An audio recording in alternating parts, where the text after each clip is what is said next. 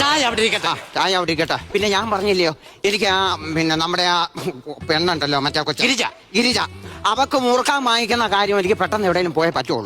അതൊക്കെ വിടാം. അതിന് മുമ്പായിട്ട് എനിക്ക് ആ പൊന്നമ്മയുടെ മുറിയിൽ ഒന്ന് കയറി പണി സാധനം ഒന്ന് കാണണം. ആഹാ, വലിയ നിർബന്ധമാണോ? എനിക്കത് കണ്ടേ പറ്റുള്ളൂ. ആഹാ, അത് ശരി. കൈന്ന് വിടാൻ ഇത് പൊടിയും കൊച്ചാണ്ടങ്ങാനും കണ്ടു കഴിഞ്ഞാൽ ഇവിടുത്തെ സ്ഥിതി എന്തുവാണ്?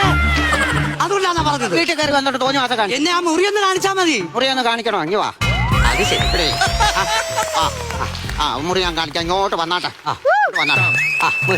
മുറി ഇതാണോ? എന്റെ പൊന്നോ, ആ കൺട്രാക്ടിനെ സമ്മതിക്കണം. ഇവിടെ ആ തമിഴത്തി പൊന്നമ്മ ആണോ? എന്തോ ബോഡി ഷെയ്മോ? എന്തോ ബോഡി ചെയ്ത് എനിക്കറിയത്തില്ല. ഈ ഒരുത്തി വന്നോടുകൂടിയ 150 വർഷമായി. അന്ന് വന്നോടുകൂടിയ നമ്മുടെ കൺട്രാക്ടിന്റെ ഊപ്പാട് വരുമായിരുന്നു. ഇതുപോലെ നിൽക്കുവോ? ഇതുപോലൊക്കെ നിൽക്കുവോ? ഇതുപോലെ ഞാൻ ഇതുപോലെ നിന്ന് നോക്കട്ടെ. അടിപൊളി. ഇതൊക്കെ എന്തുവാണ് ഈ മുറിയിൽ? ഇതൊക്കെ കാണാം. ഇതൊക്കെ 150 വർഷങ്ങൾക്ക് മുമ്പ് പഴക്കമുള്ള എവിടെ പണി സാധനങ്ങളാ ഇതോ?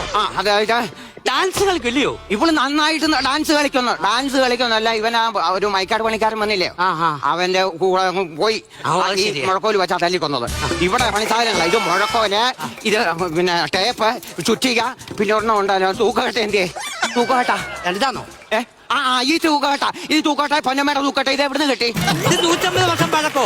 ഇത് 150 വർഷം പഴക്കമുള്ള 2 വർഷം പഴക്കേ ഉള്ളൂ. 150 വർഷം 2 വർഷത്തെ പഴക്കേ ഉള്ളൂ. എന്നോട് തർക്കിക്കരുത്. 150 വർഷം എന്നോട് തർക്കിക്കാൻ നിൽക്കല്ല. ഇത് 150 വർഷം പഴക്കമില്ല. എന്നോട് തർക്കിക്കരുതെന്നാ പറഞ്ഞത്. തർക്കിക്കും. ഞാനാണ് തർക്കിച്ചത്. നിങ്ങൾ തർക്കിച്ചത്? ഞാനാ തർക്കിച്ചത്. ചായ കുടിക്കാം കേട്ടോ. ചായ കുടിച്ചോ? ഞാൻ പറയാം.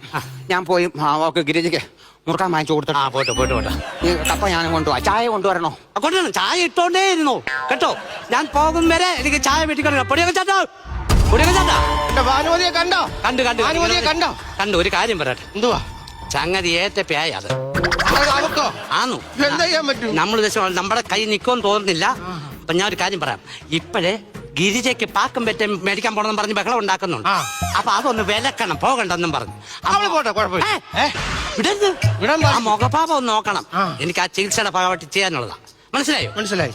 അപ്പൊ ചെന്നൊന്ന് നോക്കിയാണ്. ശ്രദ്ധിച്ചോണേ. പോകണ്ടെന്ന് പറയണ ഇല്ലയോ? വിലക്കേര് ബാക്കി ഞാൻ ഏറ്റു. എന്തോ അവിടെ കുത്തിപ്പിടിച്ചോണ്ടിരിക്കുന്നു.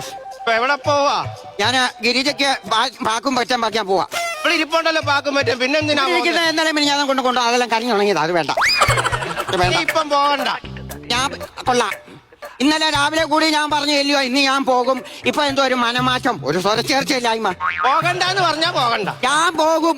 പോകണ്ടെന്നിട്ട് പറഞ്ഞു. ഞാൻ മൂർക്കാൻ വാങ്ങിക്കാൻ പോകുമെന്ന് പറഞ്ഞല്ലോ. പോകണ്ട. ഞാൻ പോകും. പോകണ്ട. വിടമാട്ടെ. നീ ഇപ്പൊ എന്നോട് എന്തുവാ പറഞ്ഞത്? എങ്ങും പോകണ്ടെന്നോ? ഞാൻ പോകും. ഇന്നേ ദുഃഖാസ്തമി ഉന്നെ ഞാന് ഇവിടെ ഇട്ട് വലിച്ചു കയറിന്റെ ഊപ്പാടി ഞാൻ പരിചയാണ്. ഈ ഭാനുമതി അത് ഞാൻ ചെയ്യും. എന്താ ഞാൻ പോകണ്ടെന്നില്ലയോ? നിന്റെ ഈ വടിയും കത്തിച്ച് ഗുളിയും കത്തിച്ച് നിന്നെ ഞാൻ ഇവിടെ ഇട്ട് കൊന്നിടുവേ.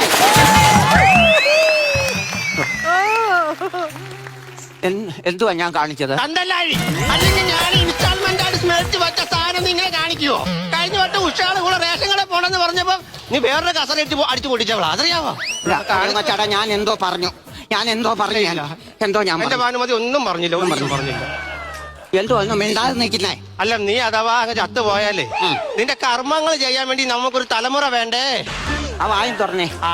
അതിന്റെ അകത്ത് ഒരു വർഷം പാക്ക് കിടക്കുന്നുണ്ടോ? അത് കടിച്ചു പൊട്ടിക്കാൻ ശേഷിയില്ല. എന്നിട്ടാ പിന്നെ തലമുറ ഉണ്ടാക്കാൻ പോലും.